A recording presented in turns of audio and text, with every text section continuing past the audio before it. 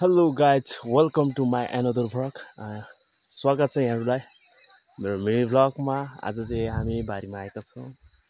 यो चाहिँ हाम्रो गाउँ ठाउँ। This is Nepali village, this Chitwan. अब चाहिँ हामी जोस जोत्नलाई गइरहेको छु। हल्का रमाइलो पनि, हल्का हल्का जाडो पनि, मौसम पनि एकदमै राम्रो भइरहेको छ साथीहरू। अनि धेरै कुराहरू भन्नु थियो तर भन्न थोरै मात्र जान्छ। अहिलेको समयमा चाहिँ जोस् घपाघप जोत्ने समय भएको छ। अनि अहिले चाहिँ आजसँग 3 दिन हुन्छ जोत्न गएको पनि, तर अहिलेसम्म भ्याएको छैन। आज चाहिँ फाइनली भ्याउँछ। 11-12 बजीसम्म जोत्यो भने चाहिँ अब पुल आयो। पुल यो चाहिँ हाम्रो खोलाको पुल हो। टक्क यस्तो मौसम भइरहेछ, पुरै कुहिरो कुहिरो लागिरहेको छ। रमाइलो छ हाम्रो गाउँ चाहिँ एकदमै रमाइलो छ अरूभन्दा। यस घामले गर्दाखेरि अलिअलि नदेखेको होला, कालो कालो आयो होला, तर पनि ठिकै छ जस्तै आए पनि। हाम्रो गुरुले हेर्दैछ मलाई, को आउँदैछ भनेर त्यहाँबाट हेर्दैछ, जोत्न आइसक्यो अब भनेर। सोल्टीहरूले गाह्रो छ हौ गाउँमा बस्ने केटाहरूलाई। जस गाउँ पनि रमाइलो नै छ, गाउँ छोडी जानु मन पनि लाग्दैन। केटाहरू सब विदेश गइहाल्यो, अब एक्लै छ। अब गाउँमै केही गर्नै सकिँदैन। बाटो चाहिँ यस्तो छ होइन, माइ गड। हिजो मैले टक्क यो सब फाँडेर, एक्लैले टाकटुक फाँडेर, यो रुखको हाँगाहरू झारेर यहाँबाट फाँडेर बल्ल साइड लगाएको छु। आज यहीँनिर जोत्नुपर्छ। माथि पुरै जोतेर भइसक्यो, यतापट्टि नि यता पुरै भइसक्यो। अब यहीँ धगाधग जोतिन्छ। हल्का जाडो जाडो छ, हात पनि कठ्याङ्ग्रिरहेको छ। हात पनि एकदम चिसो भइरहेछ, पुरा कठ्याङ्ग्रिरहेको छ। यहाँ हाम्रो पाइनएप्पल खेती पनि छ, पाइनएप्पल पनि लगाएको छ यहाँ हामीले। भैँकटर भन्छ यसले। जोस् यति एरियाभरिमा चाहिँ एक सालमा 7-8 हजार चाहिँ दिन्छ यो यत्तिकै। यो झाडी राख्नुभन्दा त्योभन्दा केही गरेको होस् भनेर। सोल्टीहरू हेरेर बसिरहेको रहेछ।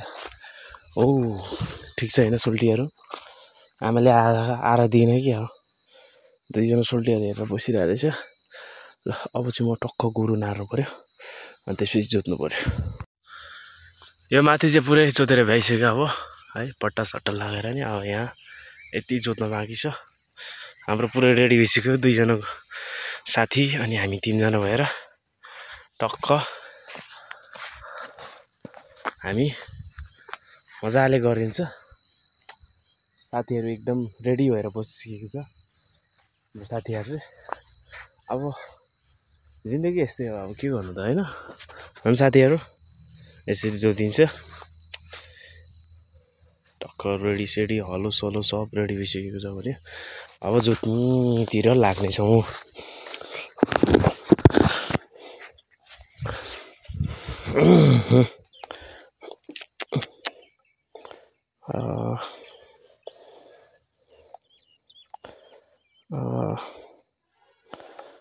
कसरी गर्ने हो?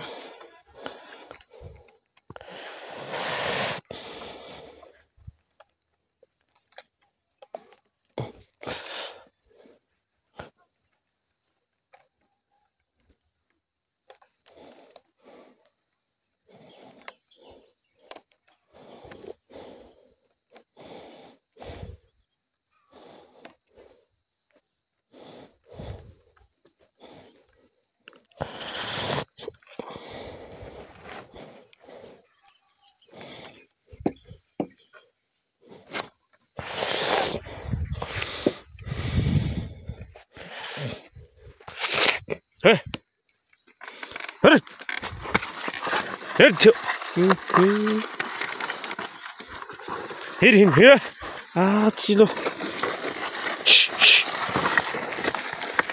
हिजोको रमाइलो छ। आइज आइज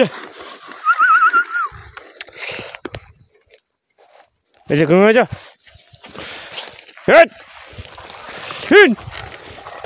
आच्छी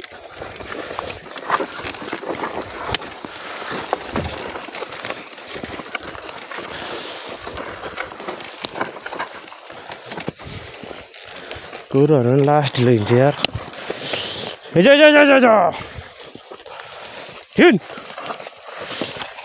के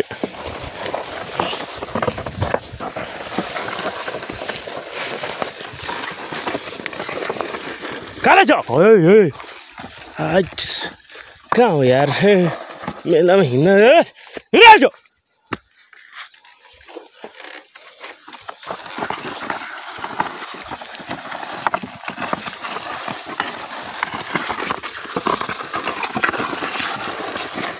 भयङ्कर जोताइ भइरहेको छ यहाँ चाहिँ रहेछ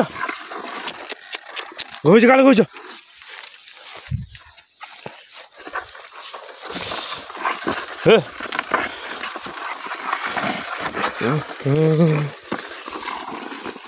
हेर गइछ घुम घुम घुम घुम काले गइछ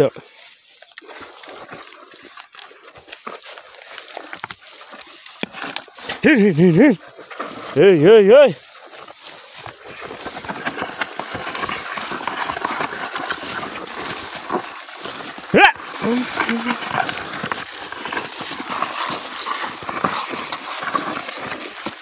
Oh.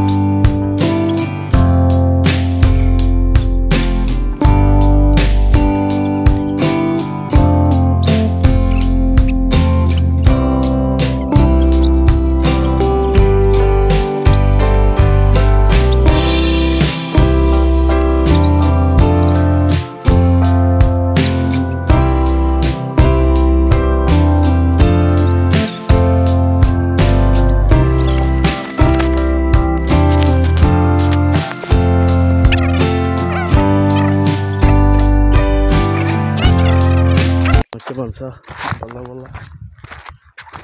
भ्यायो जोतेर अब घर गएर टक्क गएर खाने हो गएर भात खानुपर्छ 11 बज्यो टक्क बहुत थाक्दो रहेछ हौ जोत्दाखेरि त आम्माम कम गाह्रो हुन्छ नि पुरै हातहरू दुइरहेको छ कि पुरै तातो भइरहेको अब गइन्छ घर गएर अब गरम भात खाइन्छ अब त्यस्तै छ के गर्नु गाह्रो छ जिन्दगी काम गर्दाखेरि मात्रै भोक लाग्ने काम नगर्दाखेरि चाहिँ झन् भन धेरै भोक लाग्ने त्यस्तै छ त के गर्नु जिन्दगी लाइफ सोल्टीहरूको घर पनि बल्ल कतिखेर अब सब यहाँ चाहिँ धान उठाएर पाइसकेको छ गाउँतिर चाहिँ अब यस्तै चाहिँ बिजोग छ हाम्रो कतिले चाहिँ झार्न पाएको छैन कतिले चाहिँ भ्याइसक्यो हाम्रो पनि भ्याइसक्यो हाम्रो गाउँमा एकदमै हरियाली भइरहेछ जाडो महिनामा पनि जेस रमाइलो भइरहेछ है जिन्दगानी दर्पण छ यो चाहिँ हाम्रो गाउँ सुन्दरताले भरिएको हाम्रो ठाउँ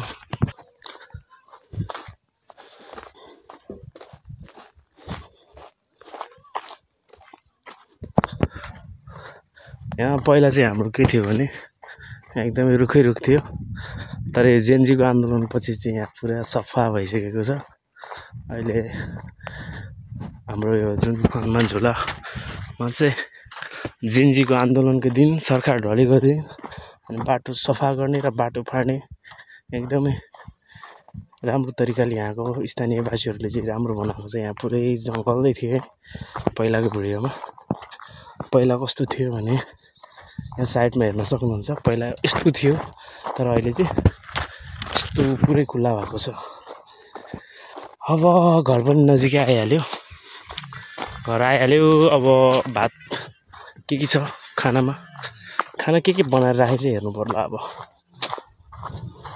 त्यसपछि गमको गम खानु पर्ला हो घर चाहिँ मेरो यही हो गोठ घर बाख्राहरू बिजोग छ घरको हालत पनि यस्तो खत्तम छ है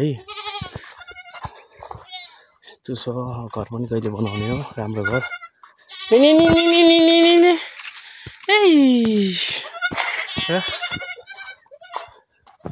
के गरेछ अर्को सोल्टी यहाँ बसिरहेको पुच्छर लाउँदै ल ल खाना हेरौँ खाना तरकारी के बनाइरहेछ यार आलु बुढी घिरौँला